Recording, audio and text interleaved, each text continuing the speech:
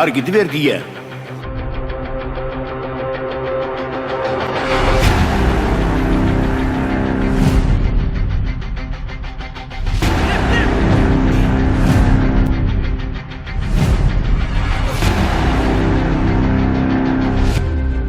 Ne ettin oğlum?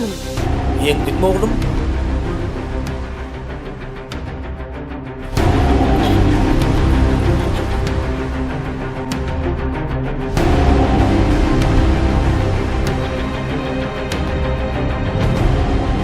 Ya başka bir yerin tayin olacak.